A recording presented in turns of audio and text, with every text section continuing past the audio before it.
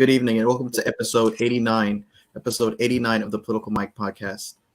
After 511 days and numerous bombshell testimonies, it has all led up to this moment. The January 6th Select Committee held its final public meeting this past Monday afternoon and released the first components of its final report. The January 6th Committee on Monday voted to formally accuse former President Donald Trump of 4 crimes, including assisting in an insurrection in his bid to subvert the transfer of presidential power to Joe Biden. The Supreme Court has put in place an order that could block a pandemic-era border policy from ending this Wednesday, halting the much-anticipated drawdown of a federal policy, Title 42, that has prevented millions of migrants from crossing the southern border into the United States. The $1.7 trillion government funding measure is the last major must-pass bill on the legislative docket for the 117th Congress. However, with a divided government and a looming 2024 presidential election, this is making legislation even harder in this climate. The spending bill has become a magnet for members trying to cram in their priorities just before the holiday season. And the United States Attorney's Office for the Southern District of New York announced last week that Bahamian authorities arrested the former crypto exchange executive Sam Fried at the request of the U.S. federal prosecutors and regulators, and they unveiled a sweeping set of charges Tuesday morning, including fraud, money laundering, and campaign finance violations. Here to help me make sense of all of this are four very accomplished men. I'm so grateful to have their time this evening. We have Professor Preston Foster, who is the founding president and CEO of whattheyshouldsay.org. He is also the assistant professor and program director of public policy at Open University. He's also a regular panelist at WJOU's monthly issues and policy radio program. He is the former chief marketing officer for educational testing services. He's also a former White House fellow serving in the Clinton administration. And he also served as the U.S. Deputy Assistant Secretary of Education in the Clinton administration. Professor Foster, thanks so much for being a part of the Political Mic today. Oh, it's good to be with you, Michael. We also have with us Mr. Richard Friesen, who works with professionals and business leaders who want to increase their personal effectiveness with joy and grace. His neuroscience-based mind muscles model gives his clients the opportunity to reach their goals with online training, simulations, interactive exercises, group support, the real-time decision processes, and he has been a futures broker for Merrill Lynch, a floor trader on the CME CBOT and the options floor for of the Pacific Exchange, where he built and sold a successful options trading firm, where he has served on the exchange's board of directors. Mr. Richard Friesen, thank you so much for being a part of the program today. I am so honored to be here among the distinguished guests, and so I'm just really excited about a creative conversation. Awesome. We also have with us a first-time guest, so I'm excited to have Mr. Ken Good, who is an attorney in Texas. Mr. Good, thank you so much for being a part of this program tonight. I want to go ahead and introduce you at this moment. Mr. Ken Good, of course, has been practicing for a number of years. And he is also someone who is well-versed in terms of public policy and where they intersect with legislation and the law. Mr. Good, thank you so much for being a part of the Political Mic. Well, thank you for having me. I'm impressed with your other guests, so I'm wondering what I'm doing here. I also want to add, Mr. Good is also a noted bail attorney and a board member of the Professional Bondsmen of Texas. He has worked closely with lawmakers and other individuals on bail matters. His perspective is one in which he offers rich insight on the impact that the rise in crime may or may not have played in the recent election. And he also provides insight into the criminal justice laws introduced over the past few years. So I'm looking forward to having his insight today. We also have Dr. Oliver Davis, who's no stranger to the Political Mic. He has served 12 years, 3 consecutive terms on the South Bend, Indiana Common City Council. After being first elected in 2007, Councilman Davis has worked hard to represent the people of South Bend, Indiana. He also ran to become the nominee of the. He also ran for a position in South Bend in 2020. He was the Democratic nominee for the position of. Correct me if I'm wrong, Dr. Davis, but you were the nominee for city councilman or congressional district commissioner race in 2020. commissioner. He is someone who brings a lot of breadth and insight into political matters on the ground in a state like Indiana. And I'm so grateful to have his insight today. So, gentlemen, I'd want to start the discussion by talking about the January 6th committee, being that that's the main thing on the forefront of any political mind currently. The January 6th Select Committee this past Monday voted to formally accuse former President Donald Trump of 4 crimes, and that includes assisting an insurrection in his bid to subvert the transfer of presidential power. The panel has long contended Trump broke the law, but its new report, which the committee voted to release, but has yet to become public, is expected to add vivid new details to this report, to this effort, particularly about the cast of enablers who facilitated Trump's gambit, from Republican members of Congress to a team of lawyers pushing fringe legal theories to shadowy operatives in conspiracies. Now, of course, it's up to the DOJ, the Department of Justice, to act upon whatever the committee has recommended. What is the likelihood, in your view, of that happening, and what is the potential consequence of the vivid details being released to the public?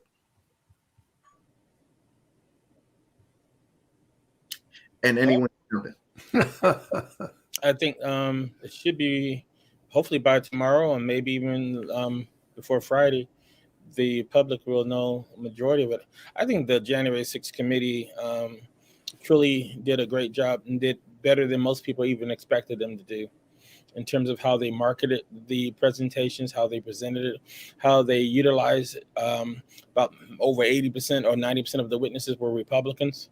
I thought that was very important for them to be able to do that, to have Kissinger and Congresswoman Cheney, both of those Republicans on the panel, I think really helped to bring some bipartisan issues with it. And so with the nature of how it's being presented, I think the amount of public pressure that is now there is going to be put on the DOJ to be able to do something.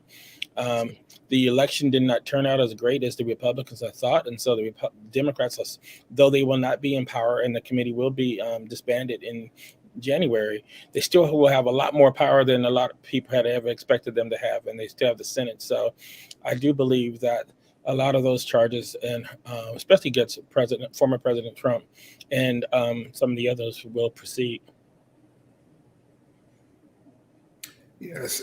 Strangely, I think that the January 6th committee, who I also believe did a wonderful job, may have done a favor for Governor DeSantis, because I think one of the best things that, I have a company that Michael referenced called What They Should Say. And the best thing that I heard politically to come out of the January 6th committee was from Liz Cheney, who basically said that every American president has presided over the peaceful transition of power except one. Mm-hmm. And I think that's something every American can digest honestly, because that's true. And the ill effects of that was seen for everyone, and it was beyond frightening. The committee's referrals, as you noted, have no legal significance and might even kind of tie the hands of the DOJ politically. I know they say they're not political, but of course they are, in terms of what they actually charge President Trump with, if anything, because they go to great lengths to look like they're not political and not acting on what politicians have referred to them. So I have confidence that President Trump will likely be charged as a special prosecutor, et cetera, but I don't think it will be because of what the January 6th committee did. What the January 6th committee did was explain to the American people the depths of the conspiracy to undermine the 2020 election. I do come to a little bit of a different conclusion on that. I think that if you look at our history, when you're looking at criticizing or evaluating the conduct of a president, I'm thinking of Nixon, you have to be overly cautious and with the appearance that you're working together. And I think one of the failures on the January 6th committee was its optics at the very beginning and the makeup of the committee. And that has left it subject to a lot of attack. And I think with a large segment of the public, I think those attacks have grown roots. And so you see a lot of the conclusions about the January 6th coming from what is your political background. And I think that always does our country a disservice when that happens. And I think that's happened here. We've had previous referrals before where the DOJ has declined to do anything. I fully expect them to not do that here, that they will take action. And I think that'll reinforce to a certain large public segment of our public that it is, again, politics and making a large impact on these decisions, whether it is or not. And that, I think there is a big perception there. As a therapist, I look to see what is the impact of these things psychologically. And living in San Jose, California, of course, most of my friends are progressives out here simply because that's the way they are. And I also have conservative friends. And there's two very different movies playing. And as a result, so we to live in one movie and not really appreciate the impact on the other movie, I think we're in for some surprises, because if we look at it from a conservative or libertarian point of view, the reaction is very emotional and very visceral around feeling that justice is not being done. If I step into my progressive friends and go to a party with all progressives, oh my gosh, evil is being taken care of. Trump is being taken out, and boy, we can all breathe a sigh of relief.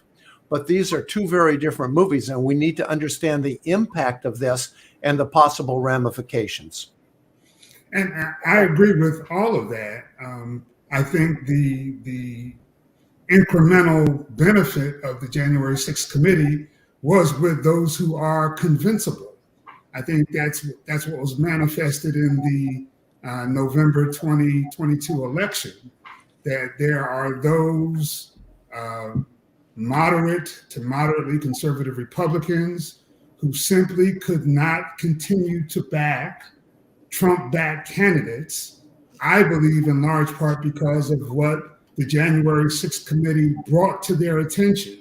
So I don't expect hardcore people on either side to be convinced by what the January 6th committee did. But those who are convincible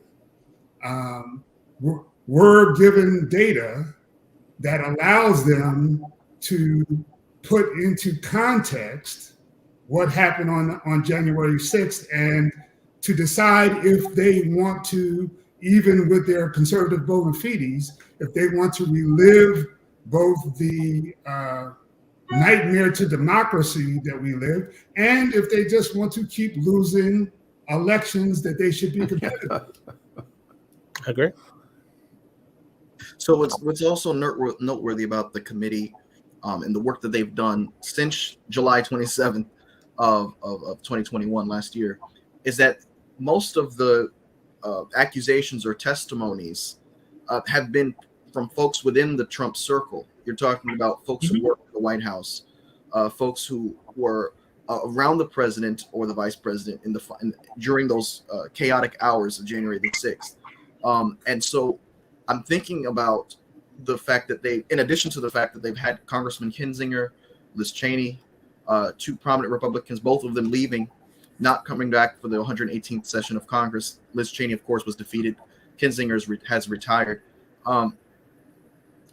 Any criticism that this committee has been politicized or anything, I'm wondering if that now has lost its wind in light of the fact that the testimonies have been, some of the most damning evidence has come from some of, folks who work with the Trump administration, and even among Cheney and Kinzinger, a lot of their criticism has added and echoed with what has been said already in the course of these committee hearings.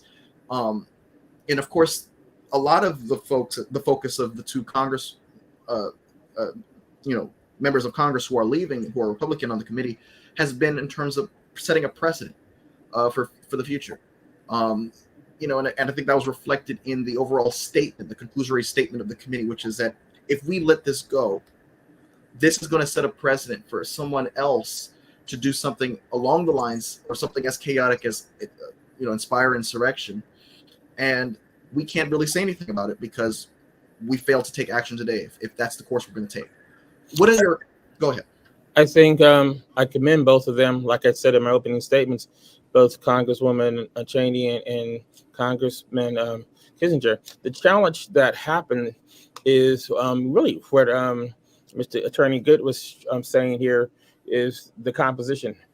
When you listen to former Vice President Pence, his argument is that the composition of the committee was not not fair, so therefore the outcome is not the best. I again say that over 80 to 90% of the people who talked were Republicans, and I agree they were part of the Trump circle, and they shared those issues. I think given the nature of the political divide, the people who they were planning to put on, the Jim Jordans out of Ohio and a few others, would have taken this committee to another level. And I think that was the issue. And so I think that given the fact that they only had two, and both of them, especially one had already announced that he was going to retire, it was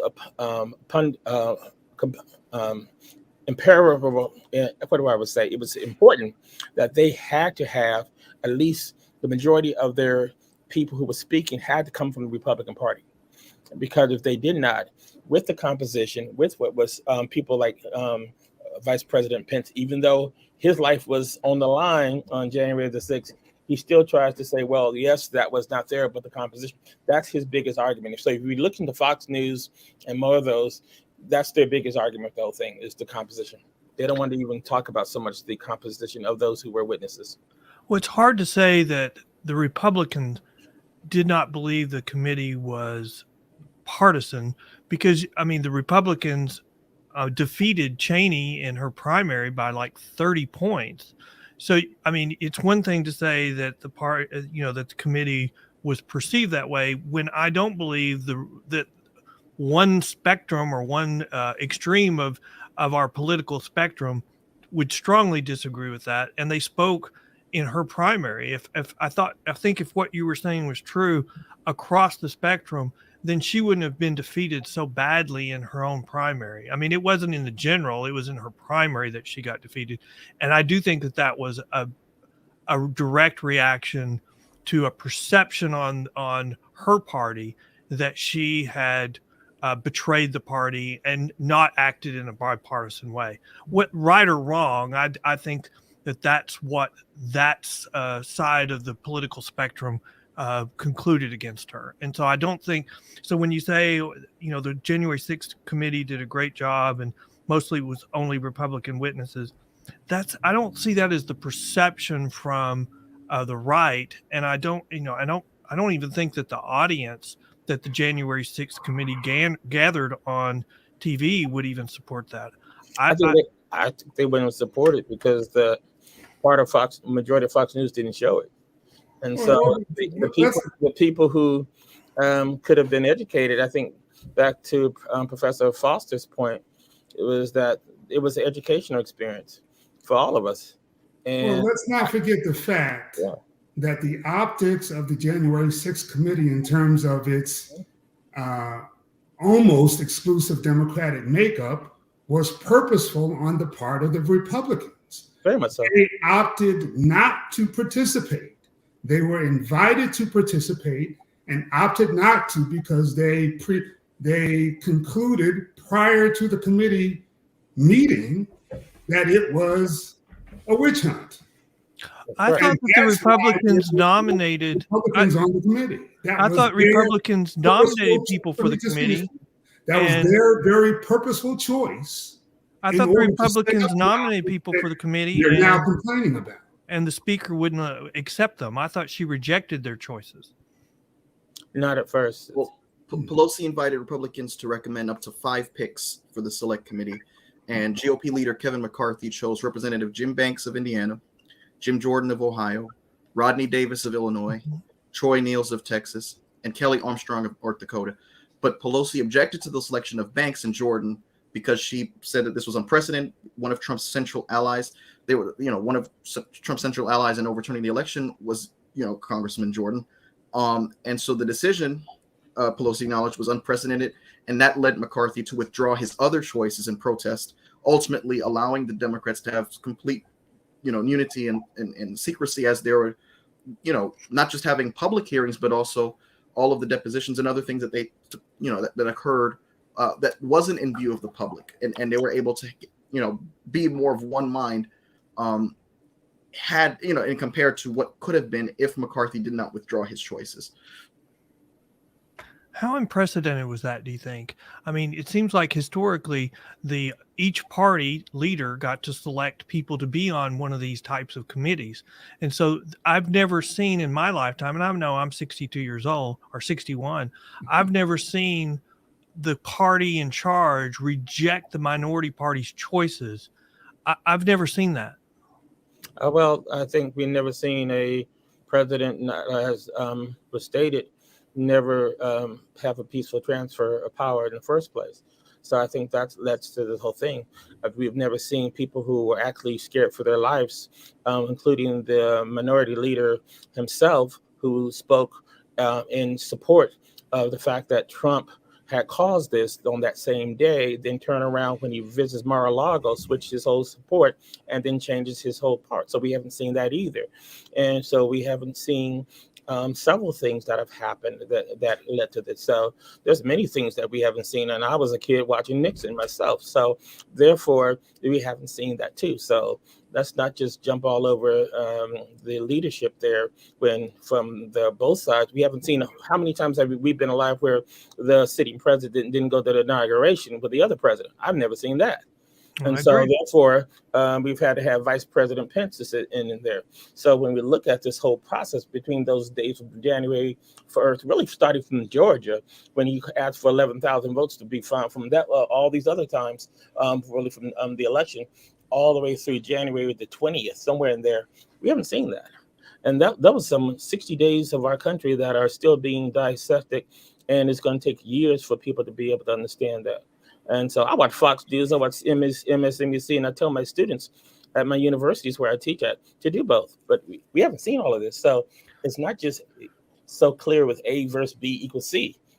And I agree with that. And I always like to, I always think that when you hear one extreme and you hear the other extreme, the truth is somewhere in the middle. It's never the two extremes. I mean, I had a doctor tell me recently, what you watch on the news is the two extremes, and we as a society live in the middle. And I thought that was a really good point. Mm-hmm. And so I don't know. I think a lot of what we hear you have to discount, but there was a lot of things going on, and there were a lot of arguments that were made. If you just take a step back, there were arguments made by President Trump and his allies that have since been proven to be true, where courts have ruled that the way it was done incorrectly in various states, more than one state across the country. And so his arguments actually ultimately won the day in certain jurisdictions, but they had already certified the election. Now, I'm not saying it would have changed it. I'm not validating what happened. But I don't think you can say the January 6th committee is the reason why the election that we just had the result it had. We're going to be studying that election for a while. I don't think it was the January 6th. I think it more had to do with student loans and the Supreme Court's decision on abortion, maybe. So I do want to, if there are no other thoughts, I do want to, pivot a little bit here. It was mentioned, Professor Foster mentioned DeSantis, and the rivalry between the two men, Donald Trump and Ron DeSantis, has been ramping up in recent weeks, and has just gotten even more heated since the election took place. Florida Governor, of course, Ron DeSantis edged out former President Donald Trump in a new Wall Street Journal poll of primary voters that pits the two Republicans against each other as top contenders for the GOP nomination in 2024. 52% 52% of likely GOP voters in the poll said that they preferred Ron DeSantis compared to 38% who favored Trump in the hypothetical primary race for the Republican nomination. The poll also demonstrated DeSantis' popularity among likely primary voters, with 86% saying they view the Florida governor favorably. Trump's favorability rating, however, came in at 74%. The rivalry between these two has been widely expected to get even worse as we get closer to the 2024 election calendar, and has been building in recent months. Trump wielded the nickname Ron DeSanctimonious recently for the Florida governor, taking credit for his success, and he belittled him as average. Trump announced his bid for president, of course, so he's officially a candidate. What does it say, that someone who's not actively seeking the presidency is polling so much better than someone who was a former president and now running again? I think the last time something like this happened was, you got to go back to 1892 with Grover Cleveland and Benjamin Harrison, a former incumbent president running for the position again. What does it say that Ron DeSantis is, I guess, the flavor of the month now? I'm wondering if that's going to last into, the next election cycle. What do you all think? Trump and DeSantis are very much similar. I look at DeSantis as very much Trump-like, but a much smarter politician, and he knows. Some of the things that people liked about Trump was that he wasn't a politician, but now it's been so long you can't really say he's not. He's kind of a hothead. DeSantis makes a lot of the Trump-like decisions, but he's a much cooler head. I kind of look at Trump now, and I kind of wonder if he might be a little bit like Theodore Roosevelt, a one-term president that was polarizing, had a difficult time getting reelected, and split his party. My concern about Trump is he has a very loyal following. If there's a lot of people running, he only needs 30% of each primary to get the nomination. So DeSantis, I think this is what I predict. The left is not going to attack Trump for the next 6 months because they'd rather have him as the candidate. And so they're going to be attacking DeSantis and says he's worse than Trump because they don't want DeSantis to be the nominee. I think the left was going to do exactly what you said. They're going to leave Trump alone. Because Trump, really, you can leave Trump alone most of the time because he takes care of himself and by creating his own news that can hurt him. I also think that I'm not sure where DeSantis is going to roll. I consider him more of a Scott Walker out of Wisconsin, that the name was hot and heavy and everybody thought Scott Walker was going to be the new savior for the Republican Party. And then all of a sudden he fizzled out because the fact of the way Florida politics is done down there. And then the person they put up, Charlie Crist, and how they ran in Florida, for him to go on a national level, I think he's too far to the right. And that's almost putting up AOC on the Democrat side that's too far to the left. And so I really think that the centrist is going to be able to pull this thing through. And whether or not we really care for centrists, I think that's the reason why President Biden is going to look much stronger, even though they say that he's older. Well, Trump's going to be older. Everybody's going to be older in those years. And so therefore, this election really puts the Trump team behind, and the Biden team is stronger from that standpoint. I think Biden's the same way. He only needs 30% to get the nomination. So he doesn't have strong support, but he has a core 30%. And if they move South Carolina to the first primary, he's a lock. He's a lock. And so if they move it, that's the whole reason why they're moving it. Well, I think he's more than 30%. Given, I think what's going to happen is this infrastructure bill that's now going to see the results coming in January. That was one of the biggest challenges. Most of the agreement that happened with it, the benefits will start January 1. And so now you're going to have a whole year and a half, basically, before the November election of 2024 for people to benefit from that passage of the infrastructure bill. That's going to be really beneficial for people starting with their Medicare and everything else. And so when people see the benefits, I think he's going to have a lot more than 30%. Yeah, I do agree that I'm a progressive libertarian that votes Democratic. And I really, really, really want Donald Trump to get the Republican nomination for president. I think he'd be a great candidate. Go Don. But seriously, it's the danger of building a cult because that 30% base that he has is going nowhere. And as you say, if there are more than two other candidates or more, Trump's base will give him the nomination. And Mike Pence and Tom Cotton, along with DeSantis, have the fire in the belly. So they all have been positioning themselves to be the inheritors of the Trump base. So I expect them to run. But I expect Trump to be successful. DeSantis is a very good politician, at least in terms of Florida politics. I'm interested to see, and this is very shallow of me, but I'm interested to see how it will play out nationally, just because of the tone of his voice. DeSantis is Trump light, and I do believe that there are conservatives and moderates in the middle of both the Democratic and the Republican Party who would like another alternative. I mean, we have kind of timed out. We've got Joe Biden, who's 80 years old. You've got Donald Trump, who's I think 76 years old, and both parties have weak benches. So it looks as though if I were betting today that Joe Biden will be reelected by default. I can see that. It's way too early for that. I think it's way too early. I think I would have thought, I was predicting that November would be the first election where identity politics was overcome by public safety, and I think I was wrong. I think identity politics won one more election. I thought public safety would overcome that. It did not. It eventually will. I think that our crime situation is cyclical. We've kind of going through the same situation we went through in the 60s, and we're now seeing it again now. And so it's swinging much harder because, right now we don't have incremental steps at the legislature. We are electing the extremes of both parties. We don't have the middle being elected anywhere. And I think Texas is a great example. Texas could be won by the Democrats. Texas has always been a conservative state, even when it was controlled by Democrats.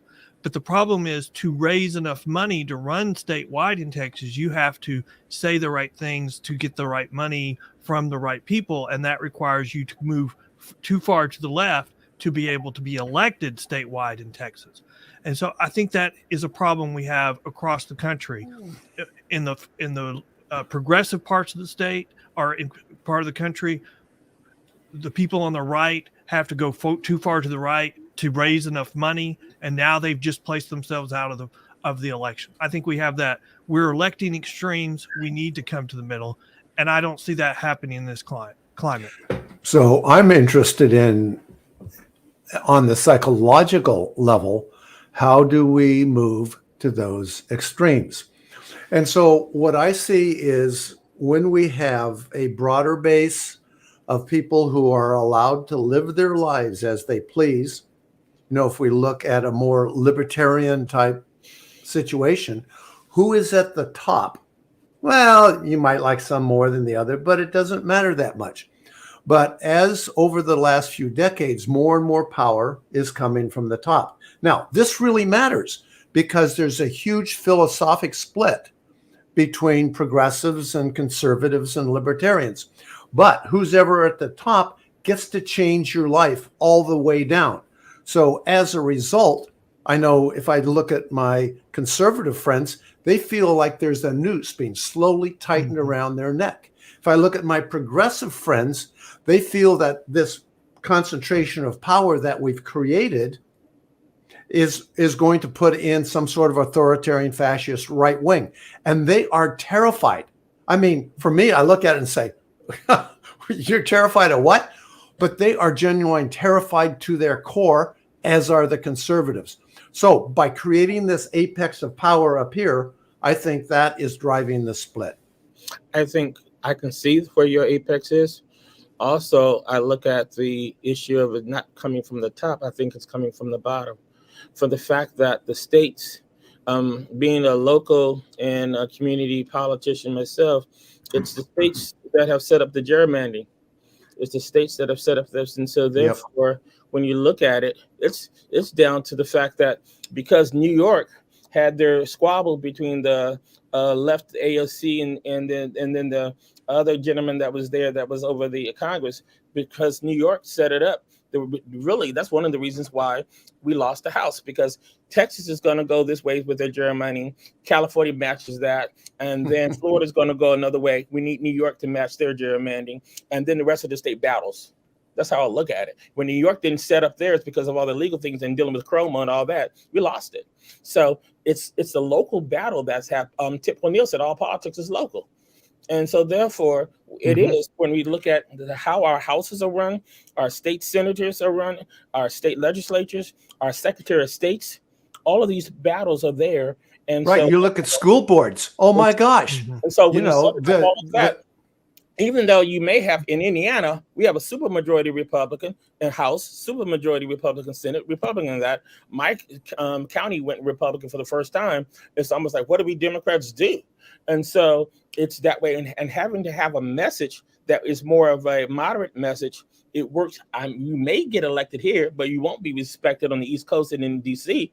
And so moderates from the Indiana get wiped out.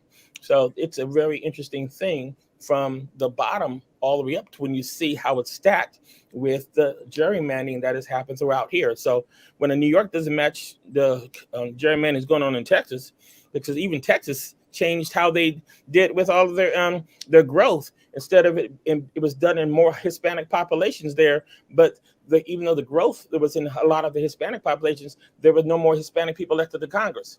From that well, but the Hispanics are moving towards the Republicans. That's the problem. Is in Texas. I mean, we only had one.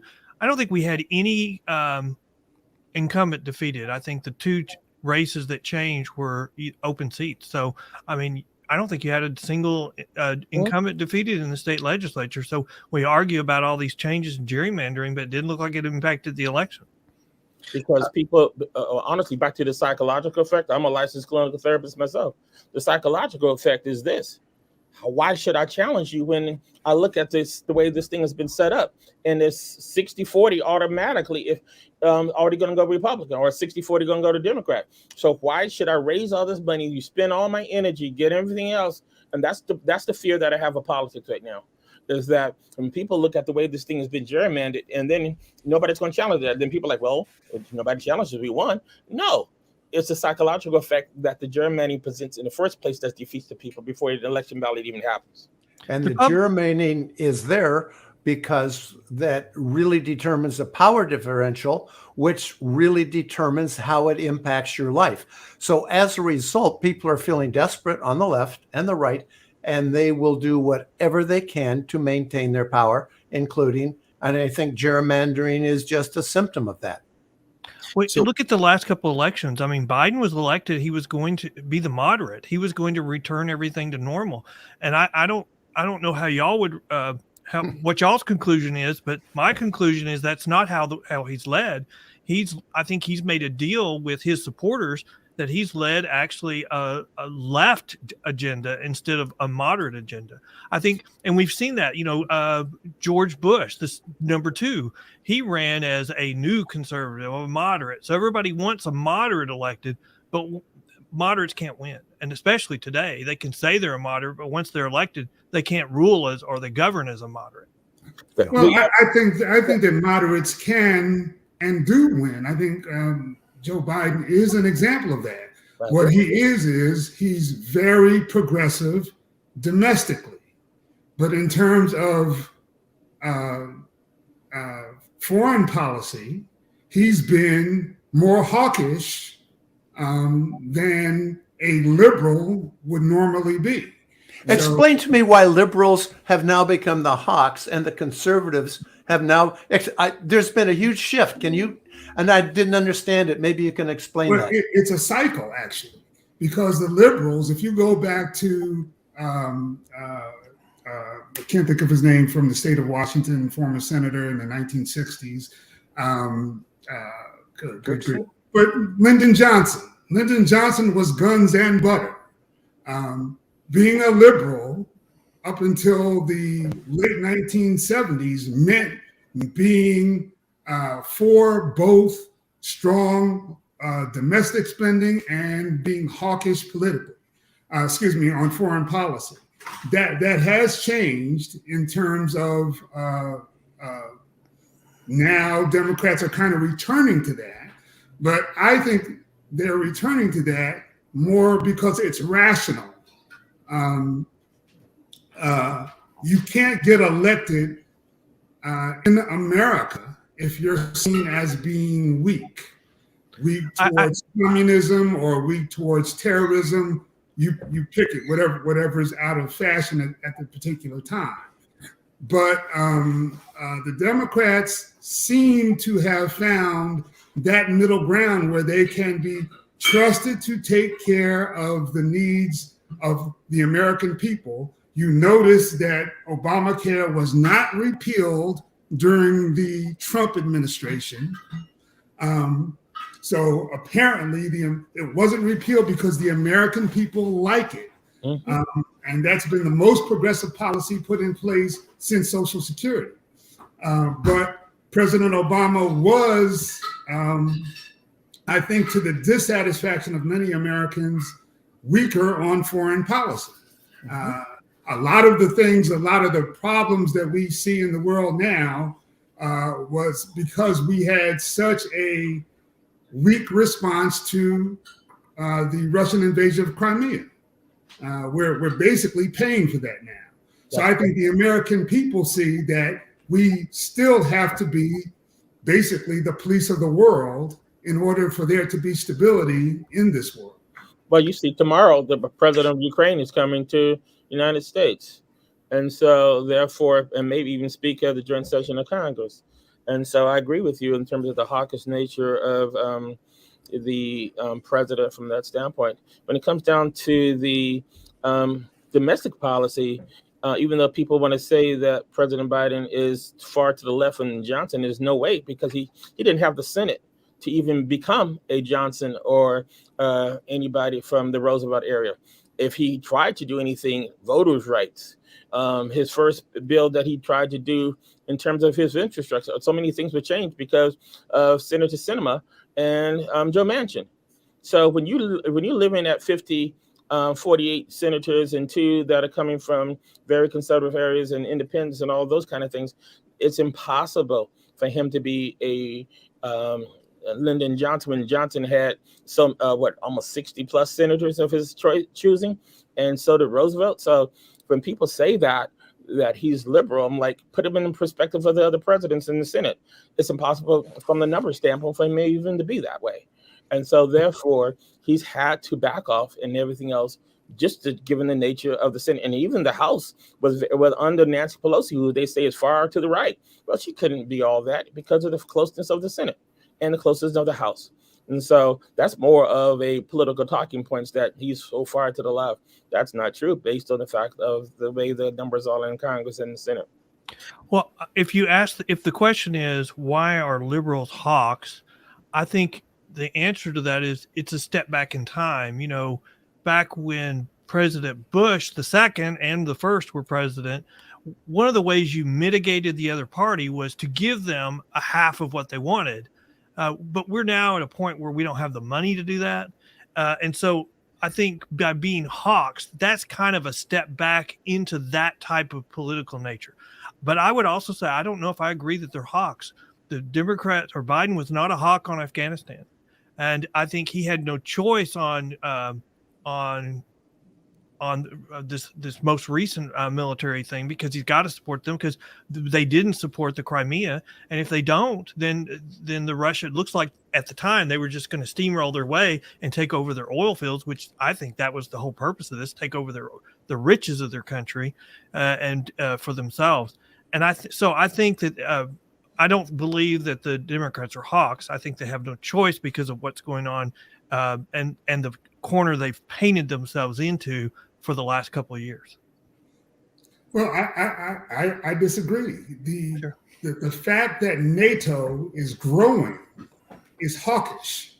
That's why Putin has lost his ever-loving mind, because he sees the West as encroaching on his de facto territory, and the support of of would-be NATO countries that have become NATO countries is hawkish. Again, I don't think that they're warmongers, but they see that our value in the world is as the police of the world. And that's why people still are allied with us, because we provide stability in this world. We provide political stability, military stability, and safety for the status quo. So again, I think it's not an ideological hawkishness. I think it's a rational hawkishness. And going back to the discussion about the elections, I think elections, the trend constantly, especially in recent years, is who has the best optimistic plan for the next 4 years or the next 2 years in terms of congressional elections. I think this year, going back to May, we're at the end of the year now. Now we can take a balcony perspective of the year. Anyone who was, safely betting would say, I'm betting on the Republicans taking the House of Representatives. I'm betting on them taking the Senate. I think there's a reason beyond Trump that for the first time since 1934, the incumbent president has not lost a single senator from his party. I think that, yes, there was inflation. Yes, there was angst about the Afghanistan withdrawal. Yes, there was the border crisis and, anything else that could potentially derail Democratic chances for legislative victory or political victory. But I think at the end of the day, folks thought, okay, well, what is your plan? And I think going forward in 2024, whoever has the solid plan, when you go back to the policies Dr. Davis pointed to earlier, the Inflation Reduction Act, you're looking at 41% approval, according to thehill.com, approval for that legislative piece of legislation. Go back a year ago, the infrastructure bill, outgoing Senator Rob Portman played a significant role in getting that done. Bush Republican, actually. So far, it seems as if the policies in which the administration has moved seems to be in alignment with the progress the American people have expected to see. And of course, we did have at a time when the Democrats were trying to push a Build Back Better bill through, that failed and ultimately resulted in the skinny version that we have, the Inflation Reduction Act. And still, you don't see huge opposition to that kind of legislation. So I think going forward, if the Republicans were, going to, learn from, I think, this 2022 midterm, it is, you can't just complain about certain policies. You've got to actually propose things that you're going to do to address it. And I think, go ahead. I think one of the things that people didn't really take into consideration, there is inflation. However, people are getting paid more. When I fly into Huntsville, Alabama, I have to rent a car. It's $500 to rent a car for the week, when I used to have to pay $100 and something. But more people are getting paid more. People can leave a $40,000 job at a school and go work at Macy's or Taco Bell and these other places and get $15 to $18 an hour after COVID, which was just a couple of years ago, you'd be getting minimum wage for those same positions. And so there was a frustration that people had, but not a pure anger, because they're getting paid more at a lot of the service jobs that they were not normally be getting paid. Just a couple of years ago, again, life pre-COVID and after COVID changed many of the jobs of a lot of the fast food, regular retail stores, that you can get a nice paying living now in many ways. So people were upset, but not as upset. The Republicans, if they were going to change Roe versus Wade, they should have made that announcement in October. But they made it in June back then. So people had time to organize. The January 6th committee educated people. There was a lot of factors going in. And then the quality of the candidates. The Democrats had some great candidates out there. And so I think that really helped. And so when you put all these different things in there, and then how do you have people saying that they don't believe that the last election was valid, and the last election was this, and the last election was that, when they're running for election themselves? Okay, so they were hypocritical in their own. If you don't believe in the last election, how can you be running when it's the same election? And so it created all of that going on with the Trump factor. And so there was a perfect storm that was rolling around that happened to turn more blue than red. because it had not happened. So when you put all those factors in it, I wasn't shocked that it was going to go that way from that standpoint. So yes, it's not only who has the plan, but again, that Supreme Court was playing too much political ball this year, then they shouldn't have been playing like that. And then when Clarence Thomas came out one more, not only the thing, when he said, oh yeah, we're coming after the LGBT next. Okay, when he put that in there, it was like, for anybody on the Democratic progressive side, like, keep on talking, Justice Thomas, keep on talking. You're helping us.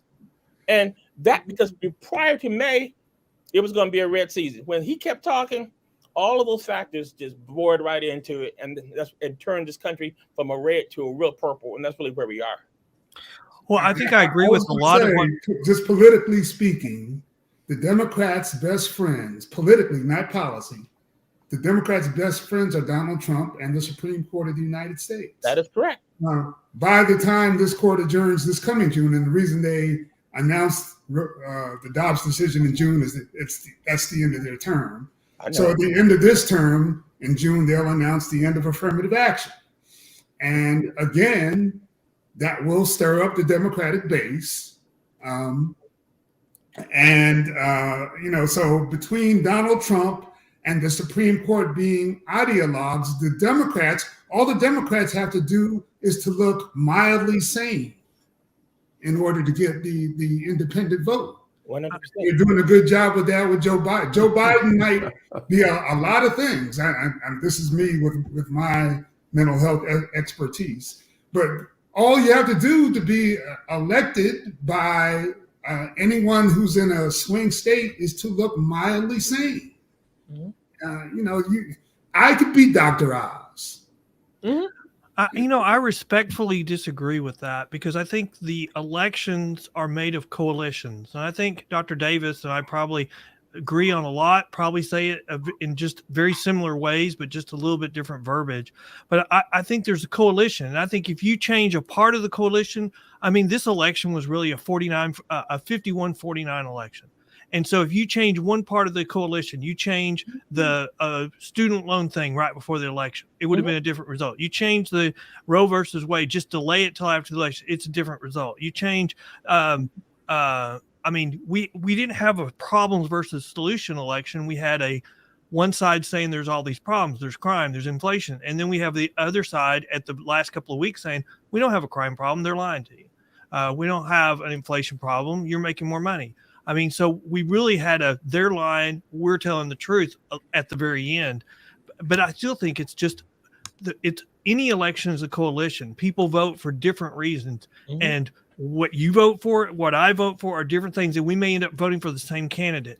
But it doesn't change. I mean, we had a governor's election that was really turned, I think, on the school board and on the school issues where the perception was parents were being excluded. And you're going to see that turning elections. And really, you could look at that and say, these are peripheral issues. But the impact of that is from a 51% who is far left to a 49 who's far right. Elections have substantial consequences these days. Yeah, we don't disagree. The coalition was shifted to the Democrats by the Supreme Court and Donald Trump. That's all I'm saying. And I agree with that. The convincibles saw the Democrats as being less ideological and more reliably sane, and that's what shifted them at the independents at the margins to vote Democratic. I mean, if you just look at Georgia, the Republican governor was reelected. Yeah. But Herschel Walker lost in the runoff by, a couple 100,000 votes. But isn't the lesson for Herschel Walker is that the Democrats wanted him to be the candidate and then attacked him once he was the candidate? No, the Democrats didn't want him to be at all. That was strictly Trump. Trump picked him back in USFL when out of Georgia in 1982 when he picked him, and he became a Georgia man and a Trump fan before Obama was even thinking. He was still in before he was in law school. So that was strictly a Trump pick. I mean, I can't even put that on the Democrats. what No happened. Trump Right? in the Supreme Court. They're our friends. I think the thing in Georgia too, for the fact is, the governor and the Secretary of State played middle ball. Here they went, especially the Secretary of State went to the January 6th committee. They went up there and testified at the January 6th committee about how he stood up to the president. Okay. And when he did that, and he gave a beautiful testimony about his whole presentation and everything. When he sat there and talked about how no matter what, he was going to be fair to the law, no matter who was calling him, whether Democrat, Republican, the man did his job. And when a person does their job, black or white, gay or straight, lesbian or whatever, Democrat, Republican, people respected that in the face of Trump, and they reelected him because he did his job. Okay, that was not even partisan. He did it. He sat there, and he's a Republican, but he went up there and said why he was not for Trump, and you're not going to get me to get 11,000 votes. I don't do that for nobody. I can respect that big time. And so in the last few minutes of the show, gentlemen, because we are wrapping up, I do want to talk about the U.S. Attorney's Office for the Southern District of New York announcing last week that Sam Bankman-Fried has been arrested, the former crypto exchange executive. And that was, of course, at the request of U.S. federal prosecutors. The SEC said that Bankman-Fried orchestrated a years-long fraud to conceal from investors the misuse of FTX customer money. What are your takes about the recent charges of Mr. Bankman-Fried, and is there any precedent for going back to Bernie Madoff or any others who have been the target of the SEC and prosecutor's office? What I'm fascinated with is the repeated ability of really smart people to be conned. I am fascinated with how that happens. And I know that on a smaller level, if I have a really big desire for something, I want something, it's going to make my life, a con artist can come along and fashion a key to exactly fit my needs because he doesn't, or they don't have to deliver, right? They can fashion their promises. And I go, oh, and all of a sudden, my thinking brain is no longer intact. When we get to those higher levels, I've always assumed these really smart guys, they're not going to be susceptible to a con. I'm wrong. I like that. It's Enron Part 2. Same thing happened there. And in the multitude of counsels, you have to have wisdom, and you have to study these folk.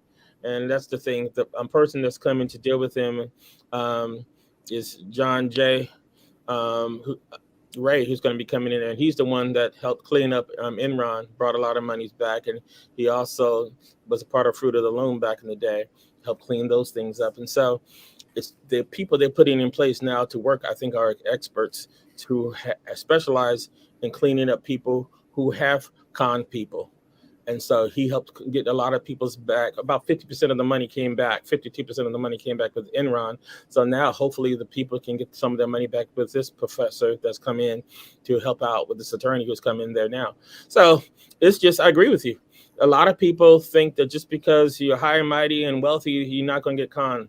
I mean, that's the best people to con, are the wealthy.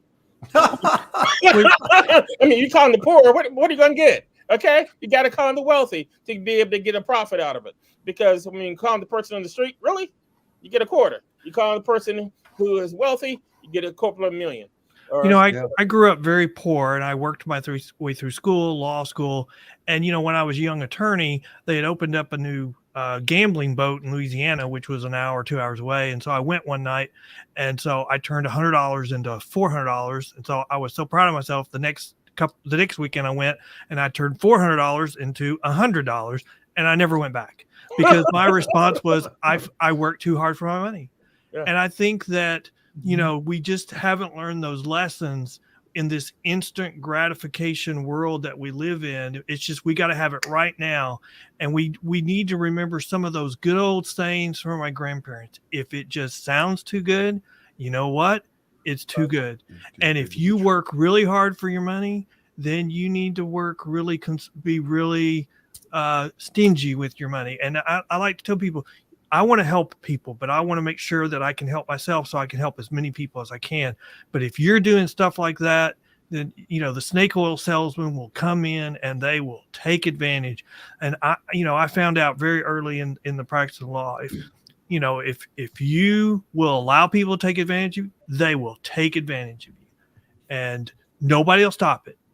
So you got to stop it yourself. That's correct. What's This is noteworthy? a little random, but I did finally remember the name of the Democratic hawks. Henry Scoop Jackson and Sam Nunn were pretty prominent Democratic hawks back in the day. But on the issue of Bankman-Fried, and this is the libertarian in me, I really don't want a lot of regulation around this. But when you don't have regulation, people have to be willing to take their losses. And that is something that I think has been lost in this country.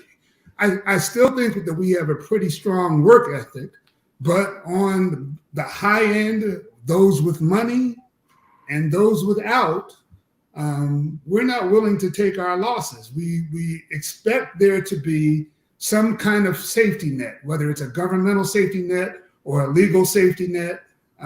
People somehow don't want to be held responsible for their bad decisions. And I think that's a dangerous thing to the American ethic. I'd like to put a yellow highlighter on that. Well, Mr. Friesen, Professor Foster, Dr. Davis, Mr. Good, I thoroughly enjoyed the discussion. I think, the best times I have with this platform is when we have diverse opinions. And, this episode was very much one of the best, I think, because of the fact that we had different perspectives. Yet we can speak civilly with one another, and we can, agree to disagree in a civil manner, and we can still be able to shake hands and smile with one another at the end of the day. So I'm grateful for each of you for what you brought to the table. Mr. Good, I hope this is not your last time on the platform. It's a reason good to have you back. Professor Foster, of course, is a huge friend, supporter. Dr. Davis, I'm thoroughly grateful for each of you and the time that you spent. With that being said, I'm going to go ahead and conclude episode 89 of the Political Mike podcast. Thank you all so much. Thank you. Good night. Thank you very much.